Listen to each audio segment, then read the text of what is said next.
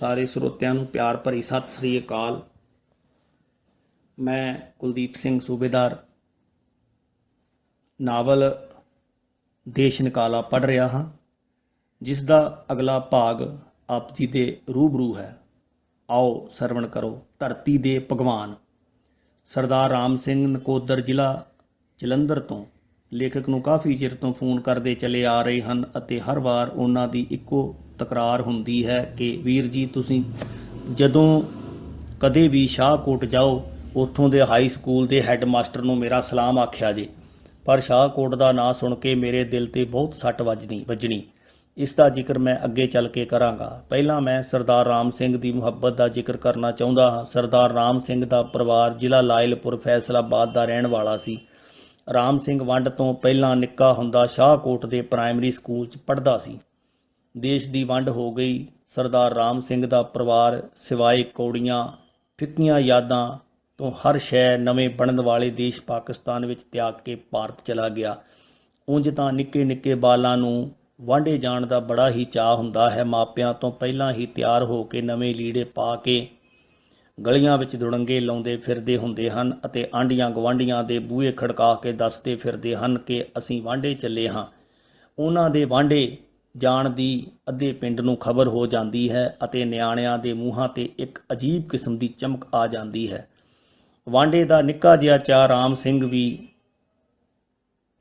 ਵੀ ਗਿਆ ਸੀ, ਪਰ ਉਸ ਦੇ ਗਲ ਤੇੜ ਨਵੇਂ ਲੀੜਿਆਂ ਦੀ ਥਾਂ ਨਵਾਂ ਖੌਫ ਸੀ। ਚਿਹਰੇ 'ਤੇ ਚਮਕ ਦੀ ਥਾਂ ਹਵਾਈਆਂ ਉੱਡਦੀਆਂ ਸਨ। ਹੋ ਸਕਦਾ ਹੈ ਕਿ ਇਹ ਆਂਢੀਆਂ ਗੁਆਂਢੀਆਂ ਨੂੰ ਦੱਸਣ ਦੀ ਬਜਾਏ ਰਾਤ ਦੇ ਹਨੇਰੇ 'ਚ ਉਹਨਾਂ ਤੋਂ ਅੱਖ ਬਚਾ ਕੇ ਆਪਣੇ ਮਾਤਾ ਪਿਤਾ ਦੀ ਛਾਂ ਓਲੇ ਪੋਲੀ ਪੈੜ ਧਰਦਿਆਂ ਸਰਹੱਦ ਪਾਰ ਕਰ ਗਿਆ ਹੋਵੇ ਅਤੇ ਉਸ ਵਾਂਢੇ ਤੋਂ ਆਪਣੇ ਘਰ ਪਰਤ ਕੇ ਆਉਣਾ ਫਿਰ ਉਹਨਾਂ ਨੂੰ ਦੂਜੇ ਕਰੋੜਾਂ ਪੰਜਾਬੀਆਂ ਵਾਂਗ ਕਦੇ ਨਸੀਬ ਹੀ ਨਾ ਹੋਇਆ। ਬੰਦਾ ਕੀ ਸੋਚਦਾ ਹੈ ਅਤੇ ਤਕਦੀਰ ਕੀ ਖੇਡਾਂ ਖੇਡਦੀ ਹੈ, ਇਸ ਦਾ ਗਿਆਨ ਸੋਹਣੇ ਰੱਬ ਨੇ ਬੰਦਿਆਂ ਨੂੰ ਨਹੀਂ ਦਿੱਤਾ।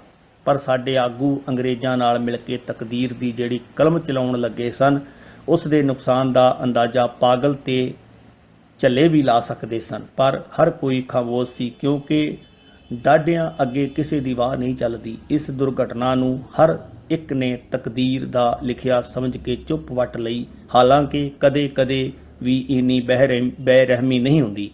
ਸਮਾਂ ਬੀਤ ਗਿਆ, ਜ਼ਮਾਨੇ ਬਦਲ ਗਏ, ਰੁੱਤਾਂ ਨੇ ਨਵੀਆਂ ਕਰੂੰਬਲਾਂ ਕੱਢ ਲਈਆਂ, ਪਰ ਰਾਮ ਸਿੰਘ ਦੇ ਜ਼ਿਹਨ 'ਚੋਂ ਬਚਪਨ ਦੀ ਯਾਦ ਨਾ ਗਈ। ਕਿਉਂਕਿ ਯਾਦ ਇੱਕ ਅਜਿਹੀ ਸ਼ੈ ਹੈ ਜਿਹਨੂੰ ਦਿਮਾਗ ਦੀ ਫੱਟੀ ਤੋਂ ਜਿੰਨਾ ਖੁਰਚੀਏ ਇਹ ਹੋਰ ਵਧੇਰੇ ਜਾਗਦੀ ਹੈ। 63 ਵਰ੍ਹਿਆਂ ਤੱਕ ਰਾਮ ਸਿੰਘ ਬਚਪਨ ਦੀਆਂ ਯਾਦਾਂ ਕਿਸੇ ਸ਼ੌਦਾਈ ਵਾਂਗ ਸੀਨੇ ਨਾਲ ਲਾਈ ਫਿਰਿਆ ਅਤੇ ਅੰਤ ਸਬਰ ਦੇ ਸਮੁੰਦਰ ਦਾ ਬੰਨ੍ਹ ਟੁੱਟ ਗਿਆ ਅਤੇ ਆਖਣ ਲੱਗਾ, ਵੀਰ ਜੀ, ਇੱਕ ਵਾਰ ਸ਼ਾਹਕੋਟ ਜ਼ਰੂਰ ਜਾਇਆ ਜੇ। ਬੰਦਾ ਭਾਵੇਂ ਕਿੰਨਾ ਵੀ ਮਜਬੂਰ ਹੋਵੇ, ਕੈਦੀ ਦਾ ਸੁਨੇਹਾ ਦੇਣਾ ਉਸ ਦਾ ਫਰਜ਼ ਹੁੰਦਾ ਹੈ।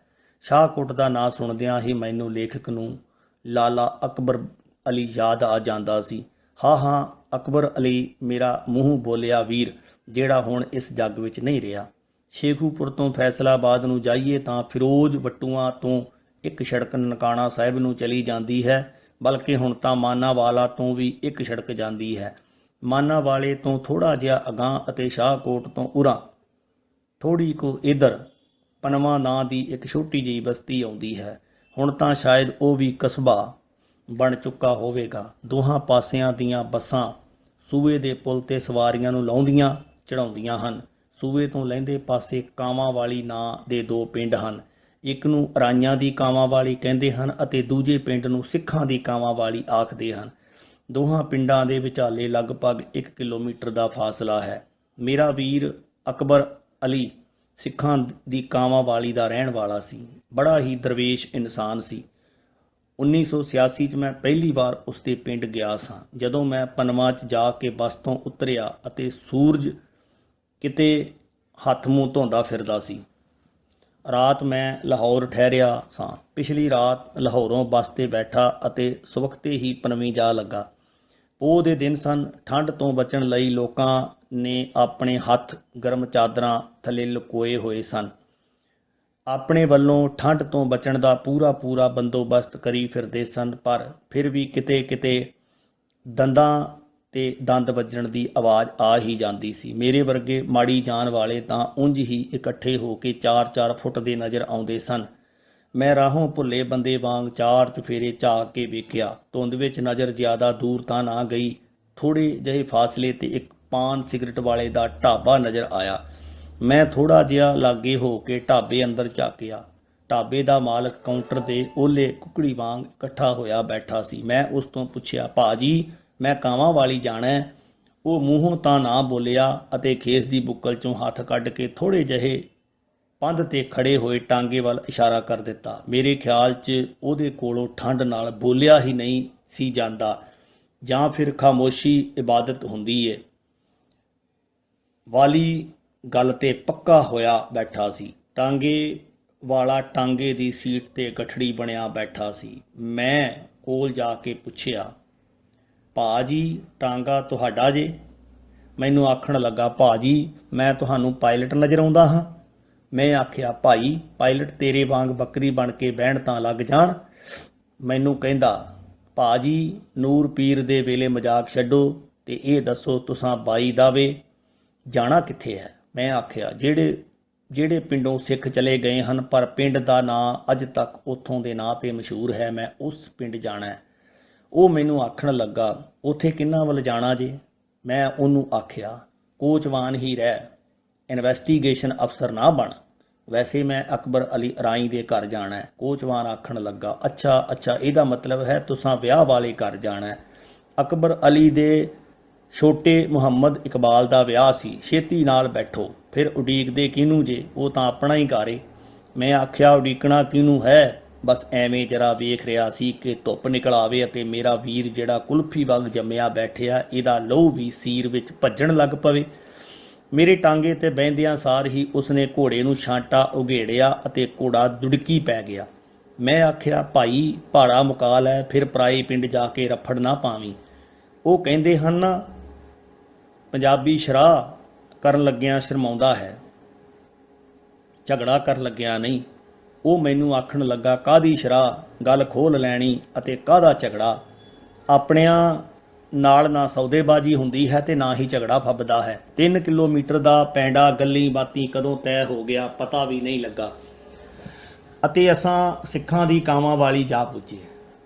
ਟਾਂਗੇ ਵਾਲੇ ਨੇ ਅਕਬਰ ਅਲੀ ਦੇ ਘਰ ਦੇ ਸਾਹਮਣੇ ਜਾ ਕੇ ਟਾਂਗਾ ਰੋਕ ਦਿੱਤਾ ਅਤੇ ਮੈਨੂੰ ਆਖਣ ਲੱਗਾ, ਲਓ ਵੀਰ ਜੀ, ਅਕਬਰ ਅਲੀ ਦਾ ਘਰ ਆ ਗਿਆ ਜੇ।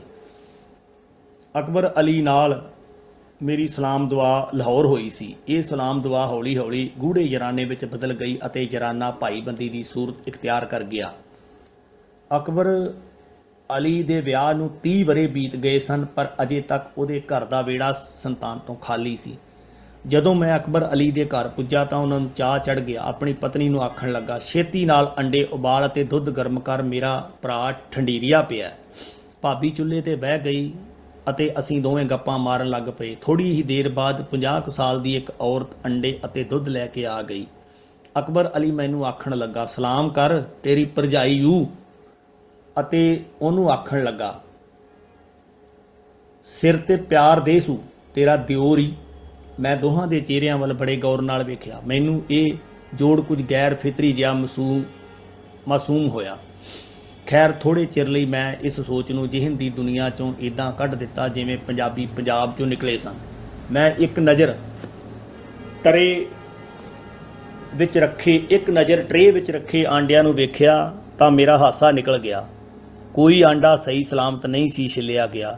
ਲਗਭਗ 10 ਦੇ 10 ਆਂਡੇ ਅੱਧੇ ਛਿੱਲੜਾਂ ਦੇ ਨਾਲ ਹੀ ਰਹਿ ਗਏ ਸਨ। ਮੈਂ ਆਖਿਆ, ਅਕਬਰ ਸਾਹਿਬ, ਮੈਨੂੰ ਲੱਗਦਾ ਤੁਹਾਡੀਆਂ ਕੁਕੜੀਆਂ 'ਤੇ ਠੰਡ ਦਾ ਕੁਝ ਬਹੁਤਾ ਹੀ ਅਸਰ ਹੋਇਆ ਏ, ਇਸੇ ਲਈ ਤਾਂ ਸਾਰੇ ਦੇ ਸਾਰੇ ਆਂਡੇ ਅੱਧੇ ਹਨ। ਅਕਬਰ ਨੇ ਆਖਿਆ, ਭਾ ਜੀ ਕੁਕੜੀਆਂ ਤਾਂ ਆਂਡੇ ਪੂਰੇ ਹੀ ਦਿੱਤੇ ਸਨ, ਪਰ ਅੱਧੇ ਆਂਡੇ ਤੁਹਾਡੀ ਭਰਜਾਈ ਦੀ ਅਕਲ ਖਾ ਗਈ ਏ। ਇਹ ਕਹਿ ਕੇ ਉਹਨਾਂ ਦੇ ਚਿਹਰੇ 'ਤੇ ਇੱਕ ਪਲ ਲਈ ਦੁਨੀਆ ਜਹਾਨ ਦੇ ਕਰਬ ਦੀ ਲਹਿਰ ਆਈ ਅਤੇ ਆਸਮਾਨੀ ਬਿਜਲੀ ਵਾਂਗ ਉਹਨਾਂ ਦੇ ਦਿਲ ਦੀ ਦੁਨੀਆ ਨੂੰ ਸਾੜ ਕੇ ਚਲੀ ਗਈ। ਉਸ ਦਿਨ ਮੈਂ ਪਹਿਲੀ ਵਾਰ ਮਹਿਸੂਸ ਕੀਤਾ ਕਿ ਹਰ ਵੇਲੇ ਹੱਸਣ ਖੇਡਣ ਵਾਲਾ ਅਕਬਰ ਇਕੱਲਾ ਬੈਠਿਆ ਪਰੇਸ਼ਾਨ ਕਿਉਂ ਹੋ ਜਾਂਦਾ ਹੈ। ਉਸ ਮਾਹੌਲ ਨੂੰ ਬਦਲਣ ਲਈ ਮੈਂ ਆਖਿਆ ਕਿ ਇਹਦੇ ਵਿੱਚ ਭਾਬੀ ਜੀ ਹੋਰਾਂ ਦਾ ਕੋਈ ਕਸੂਰ ਨਹੀਂ, ਉਹਨਾਂ ਨੇ ਛੇਤੀ ਵਿੱਚ ਉਬਾਲੇ ਹਨ, ਇਸ ਲਈ ਆਂਡੇ ਚੰਗੀ ਤਰ੍ਹਾਂ ਉਬਲੇ ਨਹੀਂ, ਤਾਂ ਹੀ ਛਿੱਲਣ ਲੱਗਿਆਂ ਆਂਡੇ ਖਰਾਬ ਹੋ ਗਏ ਹਨ। ਖੈਰ, ਅਕਬਰ ਨੇ ਮੇਰੀ ਗੱਲ ਨਾਲ ਇਤਫਾਕ ਨਾ ਕੀਤਾ। ਉਹ ਆਖਣ ਲੱਗਾ, ਮੇਰੇ ਮਾਤਾ ਪਿਤਾ ਨੇ ਸ਼ਕੀਨਾ ਅਕਬਰ ਅਲੀ ਦੀ ਪਤਨੀ ਨਾਲ ਮੇਰਾ ਵਿਆਹ ਕਰਕੇ ਮੇਰੇ ਤੇ ਬਹੁਤ ਵੱਡਾ ਜ਼ੁਲਮ ਕੀਤਾ ਹੈ। ਇੱਕ ਝੱਲੀ ਔਰਤ ਨੂੰ ਮੇਰੇ ਪੱਲੇ ਪਾ ਦਿੱਤਾ। ਮੈਂ ਆਖਿਆ, ਮਾਪੇ ਕਦੀ ਆਪਣੀ ਔਲਾਦ ਤੇ ਜ਼ੁਲਮ ਨਹੀਂ ਕਰਦੇ। ਕੁਝ ਫੈਸਲੇ ਤੁਰ-ਦੁਰਗਾਹੋਂ ਲਿਖੇ ਜਾਂਦੇ ਹਨ। ਅਜਲ ਦੀਆਂ ਲਿਖੀਆਂ ਨੂੰ ਕਿਸੇ ਵੀ ਮਨੁੱਖ ਵਿੱਚ ਮੋੜਨ ਦੀ ਤਾਕਤ ਨਹੀਂ। ਅਕਬਰ ਅਲੀ ਨੇ ਤੁਰੰਤ ਜਵਾਬ ਦਿੱਤਾ। ਉਸਨੇ ਮੇਰੇ ਹੀ ਅੱਖਰ ਮੇਰੇ ਮੂੰਹ ਤੇ ਮਾਰੇ ਤੇ ਆਖਣ ਲੱਗਾ, ਤੁਸੀਂ ਆਪ ਹੀ ਤਾਂ ਕਹਿੰਦੇ ਹੁੰਦੇ ਜੇ ਜਾਣ ਬੁੱਝ ਕੇ ਖੂਹ ਵਿੱਚ ਛਾਲ ਮਾਰਨ ਵਾਲੇ ਨੂੰ ਸਿਆਣਾ ਆਖਣ ਵਾਲਾ ਬੰਦਾ ਵੀ ਅਕਲਮੰਦ ਨਹੀਂ ਹੋ ਸਕਦਾ। ਬਿਲਕੁਲ ਇੱਦਾਂ ਹੀ ਜਿੱਦਾਂ ਕਦੀ ਸਾਡੇ ਬਾਬਿਆਂ ਨੂੰ ਸਭ ਕੁਝ ਸਮਝਦਿਆਂ ਹੋਇਆਂ ਵੀ ਅੰਨੇ ਖੂਹ ਵਿੱਚ ਸਾਰੀ ਕੌਮ ਦੇ ਹੱਥ ਪੈਰ ਬੰਨ੍ਹ ਕੇ ਛਾਲ ਮਰਵਾ ਦਿੱਤੀ ਸੀ। ਉਸ ਛਾਲ ਦਾ ਕੁਝ ਨੁਕਸਾਨ ਤਾਂ ਉਹਨਾਂ ਨੇ ਆਪਣੀ ਅੱਖੀਂ ਵੇਖ ਲਿਆ ਅਤੇ ਰਹਿੰਦਾ ਨੁਕਸਾਨ ਰਹਿੰਦੀ ਦੁਨੀਆ ਤੱਕ ਆਉਣ ਵਾਲੀਆਂ ਨਸਲਾਂ ਵੇਖਣਗੀਆਂ। ਜਿਹੜਾ ਨੁਕਸਾਨ ਉਹਨਾਂ ਵੇਖਿਆ ਸੀ, ਉਸ ਨੁਕਸਾਨ ਨੂੰ ਵੇਖ ਕੇ ਸ਼ੈਤਾਨ ਵੀ ਡੌਰ ਪੌਰ ਹੋ ਗਿਆ ਹੋਣਾ ਅਤੇ ਜਿਹੜਾ ਨੁਕਸਾਨ ਆਉਣ ਵਾਲੀਆਂ ਨਸਲਾਂ ਵੇਖਣਗੀਆਂ, ਉਸ ਬਾਰੇ ਸੋਚ ਕੇ ਰੂਹ ਨੂੰ ਕਾਂਬਾ ਛਿੜ ਜਾਂਦਾ ਹੈ। ਜਿੱਦਾਂ ਮੇਰੇ ਸਾਹਮਣੇ ਪਲੇਟ ਵਿੱਚ ਅੱਧੇ ਆਂਡੇ ਪਏ ਸਨ। ਕਈ ਵਾਰ ਪਰਿਵਾਰ ਮੰਜ਼ਿਲ 'ਤੇ ਪੁੱਜ ਕੇ ਵੀ ਦੇਸ਼ ਦੀ ਵੰਡ ਸਮੇਂ ਅੱਧੇ ਹੀ ਰਹਿ ਗਏ ਸਨ। ਪਰ ਅਕਬਰ ਅਲੀ ਨੇ ਤਾਂ ਸਕੀਨਾ ਬਾਰੇ ਆਖ ਦਿੱਤਾ ਸੀ ਕਿ ਇਹ ਝੱਲੀ, ਕਮਲੀ ਅਤੇ ਪਾਗਲ ਹੈ। ਸਾਰੀ ਹਕੀਕਤ ਖੁੱਲ੍ਹ ਜਾਣ ਦੇ ਬਾਵਜੂਦ ਵੀ ਉਹਨਾਂ ਬਾਬਿਆਂ ਨੂੰ ਲੋਕ ਅਜੇ ਤੱਕ ਸਿਆਣੇ ਹੀ ਕਹਿੰਦੇ ਹਨ। ਸ਼ਾਇਦ ਵਕਤ ਦਾ ਤਕਾਜ਼ਾ ਇਹੀ ਹੈ। ਕਹਿੰਦੇ ਨੇ ਇੱਕ ਵਾਰ ਇਟਲੀ ਦੇ ਅਮਰ ਮੁਸੋਲੀਨੀ ਦੀ ਗੱਡੀ ਖਰਾਬ ਹੋ ਗਈ।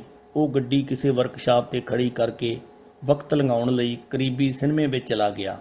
ਫਿਲਮ ਚੱਲਣ ਤੋਂ ਪਹਿਲਾਂ ਸਕਰੀਨ 'ਤੇ ਮੁਸੋਲੀਨੀ ਦੀ ਤਸਵੀਰ ਦਿਖਾਈ ਗਈ। ਪੂਰਾ ਹਾਲ ਤਸਵੀਰ ਦੇ ਸਵਾਗਤ ਲਈ ਉੱਠ ਕੇ ਖੜਾ ਹੋ ਗਿਆ, ਪਰ ਮੁਸੋਲੀਨੀ ਬੈਠਾ ਰਿਹਾ। ਉਹਦੇ ਨਾਲ ਦਾ ਬੰਦਾ ਆਖਣ ਲੱਗਾ, ਕੀ ਤੈਨੂੰ ਆਪਣੀ ਜਾਨ ਪਿਆਰੀ ਨਹੀਂ? ਤੂੰ ਖੜਾ ਨਹੀਂ ਹੋਇਆ? ਮੁਸੋਲੀਨੀ ਨੇ ਉਹਨੂੰ ਆਖਿਆ, ਕੀ ਤੁਸੀਂ ਡਰ ਕੇ ਖੜੇ ਹੋਏ ਜੇ? ਇਸ ਦੀ ਇੱਜ਼ਤ ਲਈ ਨਹੀਂ? ਉਸ ਬੰਦੇ ਨੇ ਕਿਹਾ, ਅਜਿਹੇ ਬੰਦੇ ਦੀ ਇੱਜ਼ਤ ਕੌਣ ਕਰਦਾ ਹੈ? ਸਾਰਾ ਹਾਲ ਮੁਨਾਫਕ ਹੈ। ਸਾਰੇ ਡਰਦੇ ਖੜੇ ਹੋਏ ਹਨ। ਮੈਨੂੰ ਅਕਬਰ ਅਲੀ ਦੇ ਦੁੱਖ ਦਾ ਅੰਦਾਜ਼ਾ ਤਾਂ ਪਹਿਲਾਂ ਹੀ ਸੀ, ਪਰ ਅੱਜ ਉਸ ਦੁੱਖ ਦੀ ਹਕੀਕਤ ਦਾ ਵੀ ਪਤਾ ਚੱਲ ਗਿਆ। ਗੱਲਾਂ ਵਿੱਚ ਮੈਨੂੰ ਪਤਾ ਲੱਗਾ ਕਿ ਸ਼ਕੀਨਾ ਦਾ ਪਹਿਲਾ ਵਿਆਹ ਕਿਸੇ ਹੋਰ ਨਾਲ ਹੋਇਆ ਸੀ, ਪਰ ਸ਼ਕੀਨਾ ਦੇ ਝੱਲੇਪਨ ਕਾਰਨ ਉਸ ਨੂੰ ਉਸ ਦੇ ਪਤੀ ਨੇ ਤਲਾਕ ਦੇ ਦਿੱਤਾ ਸੀ। ਸ਼ਕੀਨਾ ਦੇ ਨਾਂ 12 ਏਕੜ ਭੋਏ ਸੀ। ਮਾਪਿਆਂ ਦੀ ਇਕੱਲੀ ਧੀ ਸੀ। ਉਹਦੇ ਹੱਥ ਵਿੱਚ ਸੋਨੇ ਦਾ ਪਿੰਜਰਾ ਵੇਖ ਕੇ ਅਕਬਰ ਅਲੀ ਦੇ ਮਾਪੇ ਸ਼ਕੀਨਾ ਦਾ ਬਾਂਝਪਨ ਅਤੇ ਪਾਗਲਪਨ ਭੁੱਲ ਗਏ ਅਤੇ ਆਪਣੇ ਪੁੱਤਰ ਨੂੰ ਦਾਣਾ ਚੁਗਣ ਲਈ ਉਸ ਦੀਆਂ ਸਦਰਾਂ ਦੀ ਰੱਤ ਡੋਲ ਦਿੱਤੀ। ਮੈਂ ਅਕਬਰ ਅਲੀ ਨੂੰ ਆਖਿਆ, ਇਹ ਫੈਸਲਾ ਤਕਦੀਰ ਦਾ ਸੀ ਜਾਂ ਤੇਰੇ ਮਾਤਾ ਪਿਤਾ ਦਾ? ਪਰ ਹੁਣ ਸਕੀਨਾ ਨੂੰ ਧੋਖਾ ਨਾ ਦੇਵੀਂ। ਉਹ ਵਿਚਾਰੀ ਪਹਿਲਾਂ ਹੀ ਠੋਕਰੀ ਸੀ ਅਤੇ ਦੁਨੀਆ ਦੇ ਠੁਕਰਾਏ ਲੋਕਾਂ ਨੂੰ ਗਲ ਨਾਲ ਲਾਇਆ ਪਰਮਾਤਮਾ ਬੜਾ ਹੀ ਰਾਜੀ ਹੁੰਦਾ ਹੈ। ਰਹੀ ਅਕਲ, ਅਤੇ ਉਹ ਵੀ ਉਸੇ ਦੀ ਦੇਣ ਹੈ। ਔਲਾਦ ਦੇਣਾ ਜਾਂ ਨਾ ਦੇਣਾ ਵੀ ਉਹਦੇ ਹੀ ਇਖਤਿਆਰ ਵਿੱਚ ਹੈ। ਸੋ ਹੋ ਸਕਦਾ ਹੈ ਦੂਜਾ ਵਿਆਹ ਕਰਵਾ ਕੇ ਵੀ ਤੇਰੇ ਘਰ ਸੰਤਾਨ ਨਾ ਹੋਵੇ ਅਤੇ ਉਲਟਾ ਹੋਰ ਸਿਆਪਾ ਗਲ ਪਾ ਲਵੇਂ। ਇਹ ਸਾਰਾ ਕੁਝ ਮੈਂ ਸਕੀਨਾ ਦੀ ਖਾਤਰ ਆ ਗਿਆ ਸਾਂ, ਕਿਉਂਕਿ ਮੈਂ ਉਸ ਦੇ ਹੱਥ ਦਾ ਲੂਣ ਚੱਖ ਚੁੱਕਾ ਸਾਂ ਅਤੇ ਮੈਂ ਨਹੀਂ ਸੀ ਚਾਹੁੰਦਾ ਕਿ ਮੇਰੇ ਕਾਰਨ ਉਹਦੀ ਜ਼ਿੰਦਗੀ ਇੱਕ ਵਾਰ ਫਿਰ ਬਰਬਾਦ ਹੋਵੇ। ਹਾਲਾਂਕਿ ਇਹ ਧਰਮ, ਸਾਇੰਸ ਅਤੇ ਮੰਤਕ ਦੇ ਵਿਰੁੱਧ ਸੀ, ਪਰ ਇਨਸਾਨੀਅਤ ਦਾ ਇੱਕ ਆਪਣਾ ਧਰਮ ਹੈ। ਆਪਣੀ ਸਾਇੰਸ ਅਤੇ ਆਪਣੀ ਮੰਤਕ ਆਪਣੀ ਦੁਨੀਆ ਹੈ। ਇਸ ਦੇ ਸਾਹਮਣੇ ਹਰ ਚੀਜ਼ ਦਮ ਤੋੜ ਦਿੰਦੀ ਹੈ। ਅਕਬਰ ਅਲੀ ਨੇ ਮੇਰੀ ਇਸ ਗੱਲ ਦੀ ਅਣਾ ਮਰਦੇ ਸਮੇਂ ਤੱਕ ਕੀਤੀ। ਅਕਬਰ ਅਲੀ ਨੇ ਮੇਰੀ ਇਸ ਗੱਲ ਦੀ ਅਣਾ ਮਰਦੇ ਸਮੇਂ ਤੱਕ ਕੀਤੀ। ਭਾਵ ਹੈ ਕਿ ਅਕਬਰ ਅਲੀ ਨੇ ਮੇਰੀ ਇਸ ਗੱਲ ਨੂੰ ਮਰਦੇ ਸਮੇਂ ਤੱਕ ਨਿਭਾਇਆ।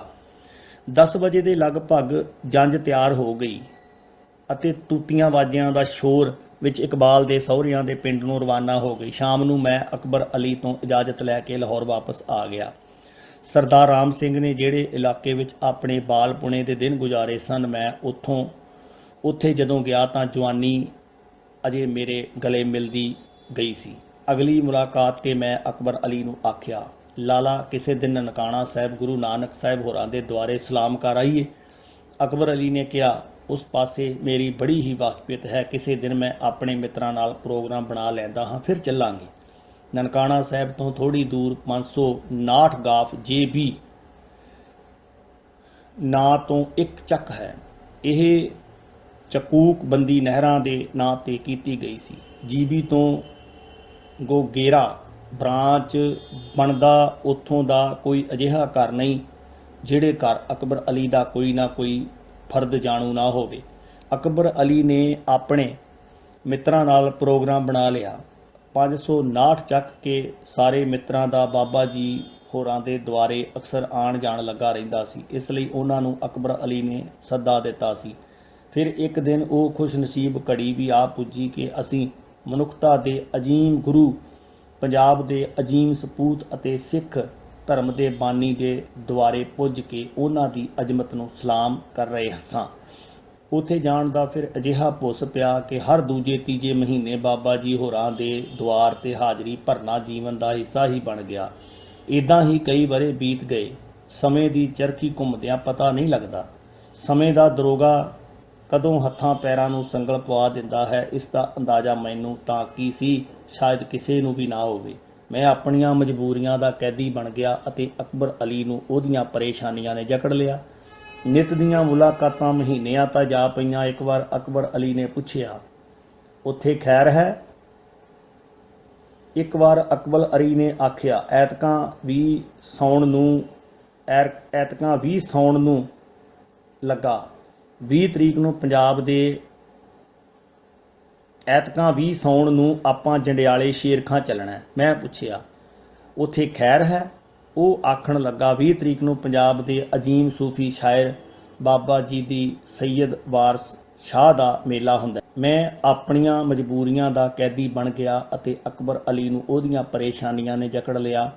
ਨਿੱਤ ਦੀਆਂ ਮੁਲਾਕਾਤਾਂ ਮਹੀਨਿਆਂ 'ਤੇ ਜਾ ਪਈਆਂ। ਇੱਕ ਵਾਰ ਅਕਬਰ ਅਲੀ ਨੇ ਪੁੱਛਿਆ, ਐਤਕਾਂ 20 ਸਾਉਣ ਨੂੰ ਆਪਾਂ ਜੰਡਿਆਲੇ ਸ਼ੇਰਖਾਂ ਚੱਲਣਾ। ਮੈਂ ਪੁੱਛਿਆ, ਉੱਥੇ ਖੈਰ ਹੈ? ਉਹ ਆਖਣ ਲੱਗਾ, 20 ਤਰੀਕ ਨੂੰ ਪੰਜਾਬ ਦੇ ਅਜੀਮ ਸੂਫੀ ਸ਼ਾਇਰ ਬਾਬਾ ਜੀ ਸੈਯਦ ਵਾਰਸ ਸ਼ਾਹ ਦਾ ਮੇਲਾ ਹੁੰਦਾ। ਆਫਤਾਬ ਜੀ, ਉਹ ਮੇਲਾ ਵੇਖਣ ਵਾਲਾ ਏ। ਬੜੀ ਦੂਰੋਂ ਲੋਕ ਬਾਬਾ ਜੀ ਹੋਰਾਂ ਦਾ ਕਲਾਮ ਪੜ੍ਹਨ ਸੁਣਨ ਆਉਂਦੇ ਨੇ। ਉੱਥੇ ਬੜਾ ਹੀ ਅਜੀਬ ਸਮਾਂ ਹੁੰਦਾ ਹੈ। ਹਰ ਪਾਸੇ ਸਰੂਰ ਹੀ ਸਰੂਰ ਅਤੇ ਮਸਤੀ ਹੀ ਮਸਤੀ ਹੁੰਦੀ ਹੈ। ਉਸ ਵੇਲੇ ਤੱਕ ਮੈਨੂੰ ਪੰਜਾਬੀ ਅਦਬ ਨਾਲ ਕਾਫੀ ਹੱਦ ਤੱਕ ਲਗਾਅ ਪੈਦਾ ਹੋ ਚੁੱਕਾ ਸੀ, ਪਰ ਪੰਜਾਬੀ ਅਦਬ ਦੇ ਬੇਤਾਜ ਬਾਦਸ਼ਾਹ ਦੇ ਮਜ਼ਾਰ 'ਤੇ ਕਦੇ ਹਾਜ਼ਰੀ ਭਰਨ ਦਾ ਮੌਕਾ ਨਹੀਂ ਸੀ ਮਿਲਿਆ। ਅਕਬਰ ਅਲੀ ਦੀ ਬੋਲ ਚਾਲ, ਰਹਿਣ ਸਹਿਣ ਜਾਂ ਪੰਜਾਬੀ ਸੀ, ਪਰ ਉਹਨੂੰ ਪੰਜਾਬੀ ਅਦਬ ਨਾਲ ਕੋਈ ਖਾਸ ਦਿਲਚਸਪੀ ਨਹੀਂ ਸੀ। ਉਹ ਮੇਲਿਆਂ ਠੇਲਿਆਂ ਦਾ ਸ਼ੌਕੀਨ ਸੀ, ਪਰ ਮੈਨੂੰ ਕਿਸੇ ਹੋਰ ਚੀਜ਼ ਦੀ ਭਾਲ ਸੀ।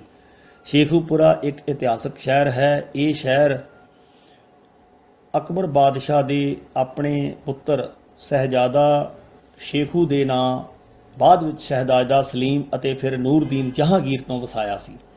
ਬਾਦਸ਼ਾਹ ਦੀ ਫਿਤਰਤ ਵੀ ਬੜੀ ਅਨੋਖੀ ਹੁੰਦੀ ਹੈ। ਇੱਕ ਪਾਸੇ ਸ਼ਹਿਰ ਦੀ ਨੀਂਹ ਰੱਖਦੇ ਹਨ ਤੇ ਦੂਜੇ ਪਾਸੇ ਸ਼ਹਿਰਾਂ ਨੂੰ ਉਜਾੜਦੇ ਹਨ। ਇੱਕ ਪਾਸੇ ਬਸਤੀਆਂ ਵਸਾਉਣ ਦਾ ਹੋਕਾ ਦਿੰਦੇ ਹਨ ਤੇ ਦੂਜੇ ਪਾਸੇ ਬਸਤੀਆਂ ਨੂੰ ਬਰਬਾਦ ਕਰਦੇ ਹਨ। ਇੱਕ ਇਤਿਹਾਸ ਹਵਾਲੇ ਅਨੁਸਾਰ ਇੱਕ ਵਾਰ ਅਕਬਰ ਬਾਦਸ਼ਾਹ ਇਸ ਇਲਾਕੇ ਵਿੱਚ ਆਪਣੇ ਲਾਓ ਲਸ਼ਕਰ ਨਾਲ ਸ਼ਿਕਾਰ ਖੇਡ ਰਿਹਾ ਸੀ। ਜਦੋਂ ਦੁੱਲੇ ਭੱਟੀ ਨੂੰ ਇਸ ਦੀ ਖਬਰ ਮਿਲੀ, ਉਹਨੇ ਆਪਣਾ ਜਥਾ ਲੈ ਕੇ ਅਕਬਰ ਦੇ ਲਸ਼ਕਰ ਨੂੰ ਜਾ ਘੇਰਿਆ। ਅਕਬਰ ਬਾਦਸ਼ਾਹ ਦੇ ਕੁਝ ਸਾਥੀ ਮਾਰੇ ਗਏ ਅਤੇ ਬਾਕੀ ਭੱਜ ਗਏ। ਦੁੱਲੇ ਭੱਟੀ ਦੇ ਸਾਥੀਆਂ ਨੇ ਅਕਬਰ ਨੂੰ ਗ੍ਰਿਫਤਾਰ ਕਰਕੇ ਦੁੱਲੇ ਦੇ ਸਾਹਮਣੇ ਪੇਸ਼ ਕਰ ਦਿੱਤਾ। ਦੁੱਲੇ ਨੇ ਅਕਬਰ ਤੋਂ ਪੁੱਛਿਆ, ਦੱਸ ਭਾਈ, ਤੂੰ ਕੌਣ ਹੈ? ਅਕਬਰ ਆਖਣ ਲੱਗਾ, ਮੈਂ ਭੰਡ ਹਾਂ। ਅਕਬਰ ਨੇ ਫੜੇ ਜਾਣ ਤੋਂ ਪਹਿਲਾਂ ਹੀ ਆਪਣਾ ਰੂਪ ਬਦਲ ਲਿਆ ਸੀ। ਦੁੱਲੇ ਨੇ ਆਪਣੇ ਸਿਪਾਹੀਆਂ ਨੂੰ ਝਿੜਕਿਆ ਕਿ ਮੈਂ ਤਾਂ ਤੁਹਾਨੂੰ ਅਕਬਰ ਬਾਦਸ਼ਾਹ ਨੂੰ ਫੜਨ ਲਈ ਘੱਲਿਆ ਸੀ, ਤੁਸੀਂ ਭੰਡ ਨੂੰ ਫੜ ਕੇ ਲੈ ਆਏ। ਉਸ ਨੇ ਅਕਬਰ ਵੱਲ ਮੂੰਹ ਕਰਕੇ ਆਖਿਆ, ਜਾਓ ਭਾਈ, ਅਸਾਂ ਕਦੇ ਭੰਡਾਂ ਨੂੰ ਨਹੀਂ ਮਾਰਿਆ। ਇੱਦਾਂ ਅਕਬਰ ਨੇ ਤਾਂ ਦੁੱਲੇ ਕੋਲੋਂ ਭੰਡ ਬਣ ਕੇ ਜਾਨ ਬਖਸ਼ੀ ਕਰਵਾ ਲਈ, ਪਰ ਅਕਬਰ ਕੋਲੋਂ ਦੁੱਲਾ ਜਾਨ ਨਾ ਬਚਾ ਸਕਿਆ। ਸ਼ਾਇਦ ਉਹ ਪੰਜਾਬੀ ਸੀ।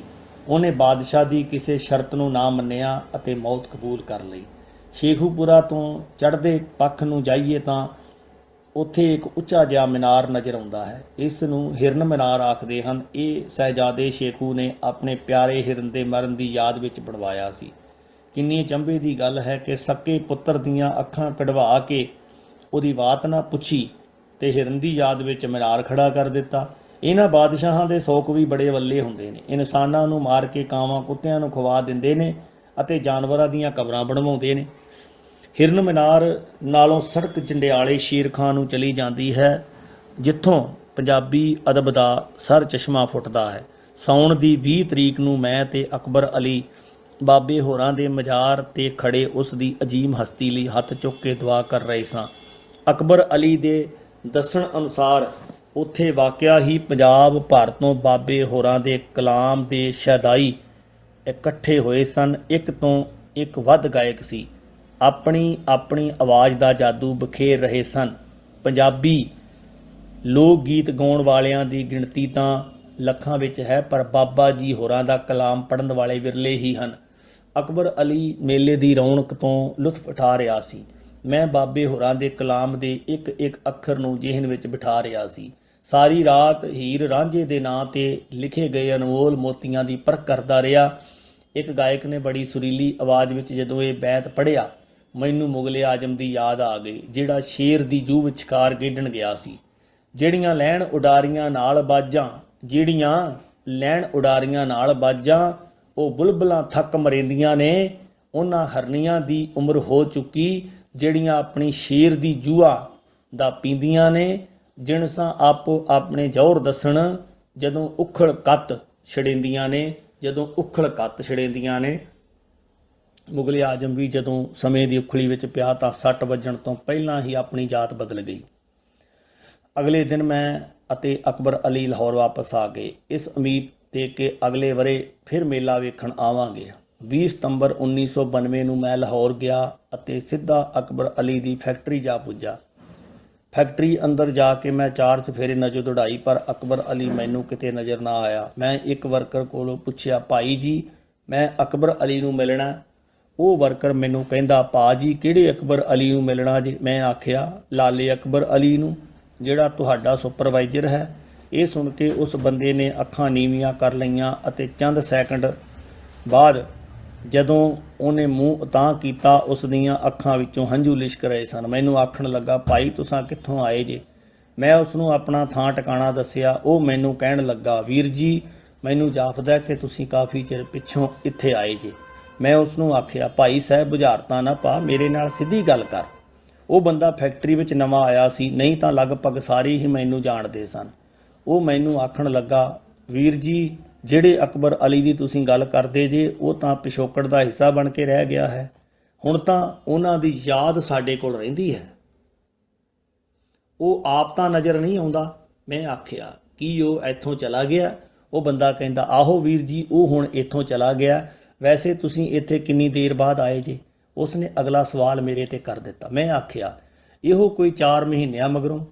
ਤੁਸੀਂ ਉਹਨਾਂ ਨੂੰ ਕਿੰਨੀ ਦੇਰ ਤੋਂ ਜਾਣਦੇ ਜੇ? ਮੈਂ ਆਖਿਆ, ਮੇਰਾ ਉਹਨਾਂ ਨਾਲ ਬੜਾ ਹੀ ਪੁਰਾਣਾ ਵਾਹ ਹੈ, ਉਹ ਮੇਰਾ ਜਿਗਰੀ ਯਾਰ ਸੀ।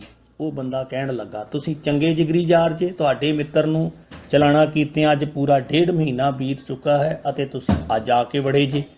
ਇਹ ਸੁਣ ਕੇ ਮੈਨੂੰ ਇੰਜ ਲੱਗਾ ਜਿਵੇਂ ਕਿਸੇ ਨੇ ਮੇਰੇ ਪੈਰਾਂ ਥੱਲਿਓਂ ਧਰਤੀ ਖਿੱਚ ਲਈ ਹੋਵੇ ਅਤੇ ਅੰਬਰ ਮੇਰੇ ਤੇ ਸੁੱਟ ਦਿੱਤਾ ਹੋਵੇ। ਇੰਨੇ ਚਿਰ ਨੂੰ ਫੈਕਟਰੀ ਦੇ ਸਾਰੇ ਛੋਟੇ-ਮੋਟੇ ਵਰਕਰ ਮੇਰੇ ਆਲੇ ਦੁਆਲੇ ਇਕੱਠੇ ਹੋ ਗਏ ਅਤੇ ਵਾਰੋ-ਵਾਰੀ ਗਲ ਵੱਕੜੀ ਪਾ ਕੇ ਰੋਣ ਲੱਗ ਪਏ। ਜਿੱਥੋਂ ਕਦੀ ਆਉਣ ਦਾ ਮੇਰਾ ਜੀ ਨਹੀਂ ਸੀ ਕਰਦਾ, ਉੱਥੇ ਹੁਣ ਇੱਕ ਪਲ ਵੀ ਲੰਘਾਉਣਾ ਮੇਰੇ ਲਈ ਮੁਸ਼ਕਲ ਹੋ ਗਿਆ ਸੀ। ਦੂਜਿਆਂ ਮਿੱਤਰਾਂ ਨੇ ਚਾਹ ਪਾਣੀ ਲਿਆ, ਬੜਾ ਟਿੱਲ ਮਾਰਿਆ, ਪਰ ਮੇਰੇ ਹਲਕ ਤੋਂ ਚਾਹ ਪਾਣੀ ਕਿਵੇਂ ਉਤਰਦਾ। ਉਸ ਦਿਨ ਮੈਂ ਵਾਪਸ ਆਪਣੇ ਘਰ ਆ ਗਿਆ। ਉਸ ਤੋਂ ਅਗਲੇ ਦਿਨ ਮੈਂ ਸਾਜਰੇ ਹੀ ਘਰੋਂ ਨਿਕਲ ਪਿਆ ਅਤੇ ਕੋਈ 10 ਕੁ ਵਜੇ ਸਿੱਖਾਂ ਦੀ ਕਾਵਾਂ ਵਾਲੀ ਅਕਬਰ ਅਲੀ ਦੇ ਘਰ ਜਾ ਪੁੱਜਾ। ਭਾਬੀ ਜੀ ਹੋਰਾਂ ਸਮੇਤ ਸਾਰਾ ਟੱਬਰ ਮੇਰੇ ਗਲ ਲੱਗ ਕੇ ਰੋਇਆ। ਹੁਣ ਸਿਵਾਏ ਰੋਣ ਧੋਣ ਤੋਂ ਰਹਿ ਵੀ ਕੀ ਗਿਆ ਸੀ। ਕੋਈ 2 ਵਜੇ ਦੇ ਲਗਭਗ ਮੈਂ ਅਕਬਰ ਅਲੀ ਦੀ ਕਬਰ ਤੇ ਗਿਆ। ਉਹਦੇ ਹੱਕ ਵਿੱਚ ਬਖਸ਼ੀਸ਼ ਦੀ ਦੁਆ, 2 ਅਥਰੂ ਅਤੇ 2 ਪੱਤਿਆਂ ਫੁੱਲਾਂ ਤੋਂ ਇਲਾਵਾ ਮੈਂ ਉਹਨਾਂ ਨੂੰ ਹੋਰ ਕੀ ਦੇ ਸਕਦਾ ਸਾਂ। ਇਹ ਫਰਜ਼ ਪੂਰਾ ਕਰਨ ਤੋਂ ਬਾਅਦ ਮੈਂ ਅਕਬਰ ਅਲੀ ਦੇ ਘਰ ਵਾਲਿਆਂ ਤੋਂ ਇਜਾਜ਼ਤ ਲਈ ਅਤੇ ਮਣਾ ਬੋਝ ਲੈ ਕੇ ਘਰ ਵਾਪਸ ਆ ਗਿਆ।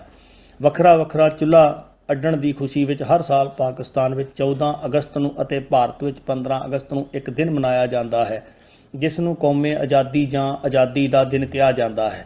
ਜਿਹੜੇ ਦਿਨ ਅਕਬਰ ਅਲੀ ਨੇ ਇਸ ਜੱਗ ਤੋਂ ਚਲਾਣਾ ਕੀਤਾ ਸੀ ਉਸ ਦਿਨ ਵੀ 14 ਅਗਸਤ ਹੀ ਸੀ। ਫੈਕਟਰੀ ਵਿੱਚ ਛੁੱਟੀ ਸੀ। ਅਕਬਰ ਅਲੀ ਨੇ ਆਪਣੇ ਘਰ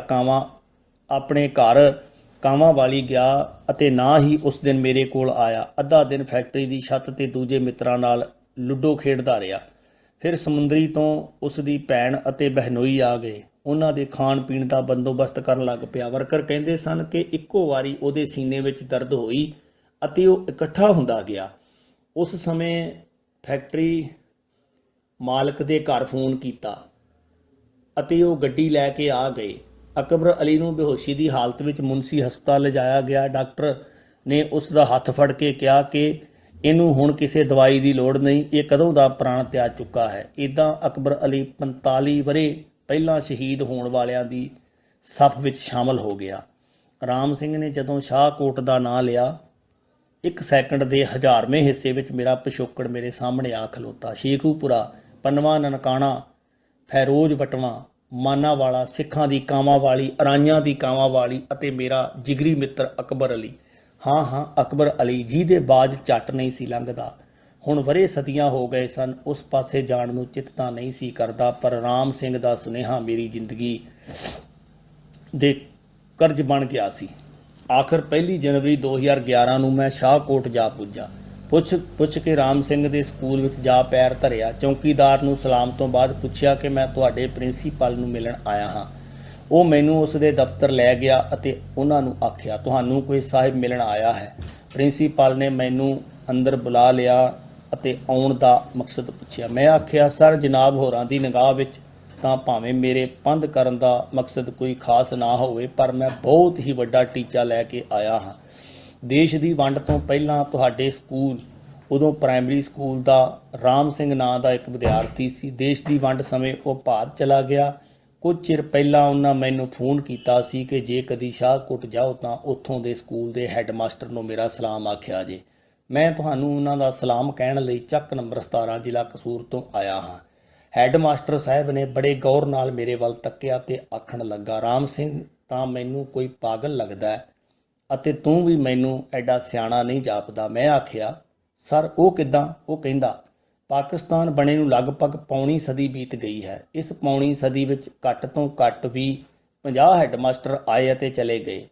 ਪਤਾ ਨਹੀਂ ਉਹਨੇ ਕਿਹੜੇ ਹੈੱਡਮਾਸਟਰ ਨੂੰ ਸਲਾਮ ਭੇਜਿਆ ਹੈ। ਮੈਂ ਆਖਿਆ, ਸਰ, ਹਾਜ਼ਰ ਡਿਊਟੀ ਨੂੰ ਹੀ ਭੇਜਿਆ ਹੈ। ਮੈਨੂੰ ਕਹਿੰਦਾ, ਠੀਕ ਹੈ ਭਾਈ, ਛੱਡ ਤੂੰ ਸਲਾਮ ਸਲੂਮਾਂ ਨੂੰ, ਕੋਈ ਚਾਹ ਪਾਣੀ ਚੱਖਣਾ ਤਾਂ ਗੱਲ ਕਰ।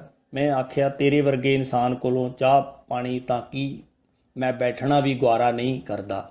ਰਹੀ ਸਾਡੇ ਪਾਗਲਪਣ ਦੀ ਗੱਲ, ਇਸ ਦੁਨੀਆ ਦੀ ਖੂਬਸੂਰਤੀ ਤੇਰੇ ਜਿਹੇ ਸਿਆਣਿਆਂ ਤੇ ਅਕਲਮੰਦਾਂ ਨਾਲ ਨਹੀਂ, ਬਲਕਿ ਸਾਡੇ ਜਿਹੇ ਝੱਲਿਆਂ ਨਾਲ ਹੈ। ਜੇ ਕੈਸ ਮਜਨੂੰ ਨਾ ਬਣਦਾ ਤਾਂ ਲੈਲਾ ਨੂੰ ਕੌਣ ਜਾਣਦਾ।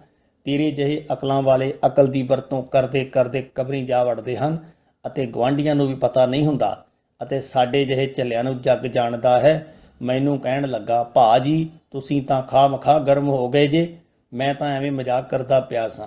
ਮੇਰੇ ਤੇਵਰ ਵੇਖ ਕੇ ਹੈੱਡਮਾਸਟਰ ਜੀ ਹੋਰਾਂ ਦਾ ਲਹਿਜਾ ਹੀ ਬਦਲ ਗਿਆ। ਹੈੱਡਮਾਸਟਰ ਸਾਹਿਬ ਮੈਨੂੰ ਕਹਿੰਦੇ, ਆਫਰੀਨ ਹੈ ਰਾਮ ਸਿੰਘ ਦੇ, ਜਿਹੜੇ 63 ਵਰ੍ਹੇ ਗੁਜ਼ਰਨ ਦੇ ਬਾਵਜੂਦ ਆਪਣੇ ਬਚਪਨ ਦੇ ਦਿਨਾਂ ਨੂੰ ਨਹੀਂ ਭੁੱਲਿਆ। ਤੇ ਵੀਰ ਜੀ, ਸਦਕੇ ਜਾਵਾਂ ਤੁਹਾਡੇ, ਜਿਹੜੇ ਇੱਕ ਫੋਨ ਤੇ ਇੰਨੀ ਦੂਰੋਂ ਸਲਾਮ ਆਖਣ ਆਏ ਜੇ। ਇਹ ਉਹ ਮੁਹੱਬਤਾਂ ਨੇ ਜਿਨ੍ਹਾਂ ਦੇ ਕਦੇ ਪਹਿਰੇ ਨਹੀਂ ਬਿਠਾਏ ਜਾ ਸਕਦੇ। ਮੈਂ ਆਖਿਆ, ਸਰ, ਸਾਡੇ ਧਰਮ ਦੀ ਤਾਂ ਨੀਂਹ ਹੀ ਧਰਤੀ, ਦੇਸ਼ ਅਤੇ ਵਤਨ ਦੇ ਪਿਆਰ ਤੇ ਰੱਖੀ ਗਈ ਹੈ। ਵੇਖੋ ਨਾ, ਹਜ਼ਰਤ ਮੁਹੰਮਦ ਅੱਲਾਹੁ ਅਲੈਹਿ ਵਸਲਮ, ਅੱਲਾ ਉਹਨਾਂ ਤੇ ਸਲਾਮਤੀ ਕਰੇ, ਹੋਰਾਂ ਨੇ ਫਰਮਾਇਆ ਹੈ ਕਿ ਦੇਸ਼ ਦੀ ਮੁਹੱਬਤ ਈਮਾਨ ਦਾ ਹਿੱਸਾ ਹੈ। ਜਿਸ ਬੰਦੇ ਦਾ ਆਪਣੇ ਦੇਸ਼ ਨਾਲ ਪਿਆਰ ਨਹੀਂ, ਉਹ ਕੋਈ ਈਮਾਨ ਨਹੀਂ। ਆਪ ਜੀ ਹੋਰਾਂ ਨੂੰ ਜਦੋਂ ਮੱਕੇ ਦੇ ਲੋਕਾਂ ਨੇ ਮੱਕਾ ਛੱਡਣ ਤੇ ਮਜਬੂਰ ਕਰ ਦਿੱਤਾ ਅਤੇ ਆਪ ਜੀ ਰੱਬ ਦੇ ਹੁਕਮ ਨਾਲ ਮਦੀਨੇ ਚਲੇ ਗਏ। ਮਦੀਨੇ ਜਾ ਕੇ ਆਪ ਅਕਸਰ ਆਪਣੇ ਦੇਸ਼ ਮੱਕੇ ਨੂੰ ਯਾਦ ਕਰਕੇ ਗਮਗੀਨ ਹੋ ਜਾਂਦੇ, ਬਿਲਕੁਲ ਇੱਦਾਂ ਹੀ ਜਿੱਦਾਂ ਅਸੀਂ ਪੰਜਾਬੀ ਆਪਣੇ ਇਲਾਕੇ ਨੂੰ ਯਾਦ ਕਰਕੇ ਉਦਾਸ ਹੋ ਜਾਂਦੇ ਹਾਂ। ਇਨਸਾਨ ਦੀ ਮਰਨ ਭੂਮੀ ਦੀ ਮਿੱਟੀ ਉਸ ਦੀ ਧੁੰਨੀ ਵਿੱਚ ਹੁੰਦੀ ਹੈ। ਰੋਟੀ ਪਾਣੀ ਖਿੱਚ ਕੇ ਉੱਥੇ ਲੈ ਜਾਂਦਾ ਹੈ।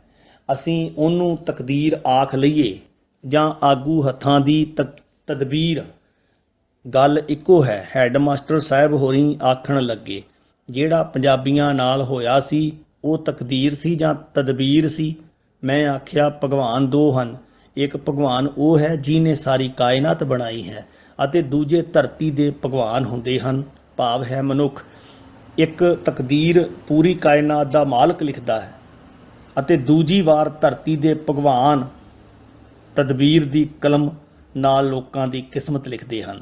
ਸਾਡੇ ਭਗਵਾਨਾਂ ਨੇ ਜਿੱਦ ਅਤੇ ਅਣਖਾਂ ਦੀ ਦੌਰੀ ਵਿੱਚ ਤਦਬੀਰ ਨੂੰ ਇੰਨਾ ਘੋਟਾ ਲਾਇਆ ਕਿ ਉਹਦੇ ਵਿੱਚੋਂ ਤਕਦੀਰ ਦਾ ਰੰਗ ਨਿਕਲ ਆਇਆ। ਇੱਦਾਂ ਅਸੀਂ ਤਦਬੀਰ ਨੂੰ ਤਕਦੀਰ ਸਮਝ ਬੈਠੇ। ਤਕਦੀਰ ਦੇ ਮਸਲੇ ਤੇ ਬੜੇ ਲੋਕ ਗੁੰਮਰਾਹ ਹੋ ਗਏ। ਇਨਸਾਨ ਹਰ ਬੁਰਾ ਕੰਮ ਤਕਦੀਰ ਦੇ ਖਾਤੇ ਪਾ ਕੇ ਆਪ ਬਰੀ ਹੋ ਜਾਂਦਾ ਹੈ। ਹੈਡਮਾਸਟਰ ਜੀ ਹੋਰੀ ਮੇਰੀ ਗੱਲ ਸੁਣ ਕੇ ਕਿਸੇ ਡੂੰਘੀ ਸੋਚ ਵਿੱਚ ਡੁੱਬ ਗਏ। ਉਹਨਾਂ ਨੂੰ ਸੋਚ ਕੇ ਸਾਗਰ ਵਿੱਚ ਗਰਕ ਵੇਖ ਕੇ ਮੈਂ ਆਖਿਆ, ਸਰ ਮੈਨੂੰ ਹੁਣ ਇਜਾਜ਼ਤ ਦਿਓ ਅਤੇ ਰਾਮ ਸਿੰਘ ਦਾ ਪਿਆਰ ਸਤਿਕਾਰ ਕਬੂਲ ਫਰਮਾਓ। ਉਹਨਾਂ ਨੇ ਬੜੀ ਜਿੱਦ ਕੀਤੀ ਕਿ ਰਾਤ ਮੇਰੇ ਕੋਲ ਰਹੋ, ਪਰ ਮੇਰੀ ਪੁਰਾਣੀ ਮਜਬੂਰੀ ਅੱਜ ਵੀ ਮੈਨੂੰ ਰਿਸ਼ ਜੱਫਾ ਮਾਰੀ ਬੈਠੀ ਸੀ। ਇਸ ਲਈ ਉਹਨਾਂ ਕੋਲੋਂ ਇਜਾਜ਼ਤ ਲੈ ਕੇ ਬੱਸ ਅੱਡੇ ਤੇ ਆ ਗਿਆ। ਸ਼ਾਹਕੋਟ ਤੋਂ ਲਾਹੌਰ ਵਾਲੇ ਪਾਸੇ ਥੋੜ੍ਹੇ ਹੀ ਫਾਸਲੇ ਤੇ ਪਨਵਾ ਪਿੰਡ ਹੈ। ਮੈਂ ਸੋਚਿਆ ਕਿ ਜੇ ਅੱਜ ਅਕਬਰ ਅਲੀ ਜਿਉਂਦਾ ਹੁੰਦਾ ਤਾਂ ਮੈਂ ਉਹਨੂੰ ਮਿਲੇ ਬਿਨਾਂ ਕਦੇ ਵਾਪਸ ਨਾ ਜਾਂਦਾ, ਅਤੇ ਜੇ ਅੱਜ ਉਹਦੀ ਕਬਰ ਤੇ ਹਾਜ਼ਰੀ ਦਿੱਤਿਆਂ ਬਗੈਰ ਕੋਲੋਂ ਲੰਘ ਜਾਵਾਂ ਤਾਂ ਇਨਸਾਨੀਅਤ ਖਿਲਾਫ ਹੈ।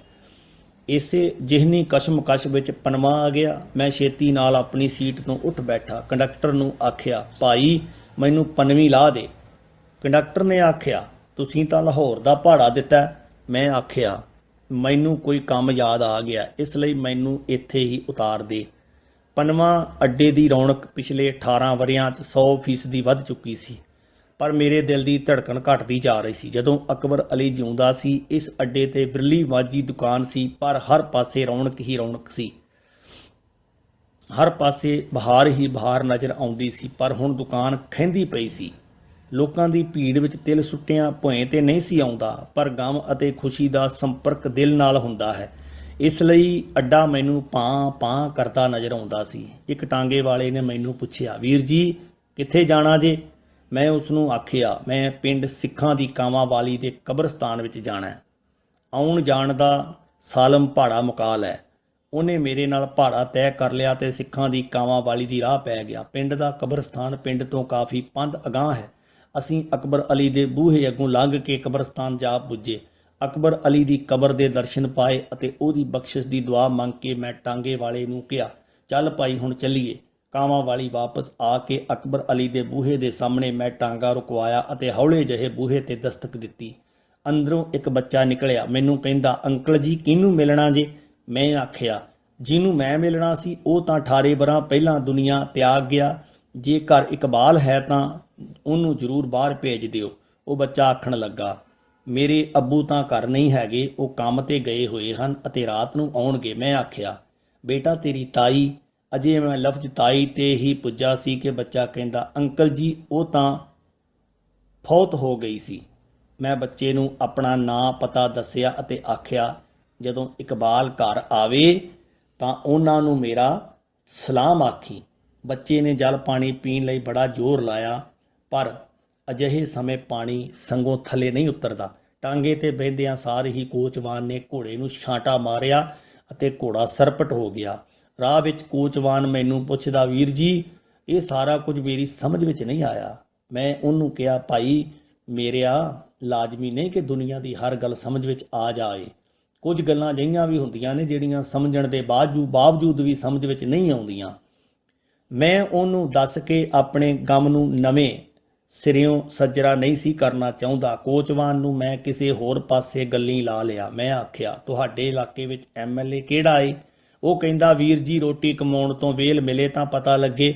ਅਸੀਂ ਤਾਂ ਸਿਰਫ ਵੋਟ ਪਾਉਂਦੇ ਹਾਂ, ਉਸ ਤੋਂ ਬਾਅਦ ਪਤਾ ਨਹੀਂ ਕੌਣ ਜਿੱਤਦਾ ਤੇ ਕੌਣ ਹਾਰਦਾ। ਹਰ ਵਾਰ ਚਿਹਰੇ ਬਦਲ ਕੇ ਬਹਿਰੂਪੀਏ ਆਉਂਦੇ ਹਨ ਤੇ ਹਰ ਵਾਰ ਵੋਟ ਲੈ ਕੇ ਚਲੇ ਜਾਂਦੇ ਹਨ। ਹਕੂਮਤਾਂ ਬਦਲਦੀਆਂ ਹਨ ਪਰ ਸਾਡੀ ਹਾਲਤ ਜਿਉਂਦੀ ਤੂੰ ਹੀ ਰਹਿੰਦੀ ਹੈ। ਆਹ ਵੇਖਦੇ ਪਏ ਹੋ ਨਾ ਟੁੱਟੀ ਸੜਕ ਨੂੰ। ਇਹ ਪਿਛਲੇ 15 ਵਰ੍ਹੇ ਤੋਂ ਆਗੂ ਹੱਬਾਂ ਦੀ ਜਾਨ ਨੂੰ ਰੋ ਰਹੀ ਹੈ।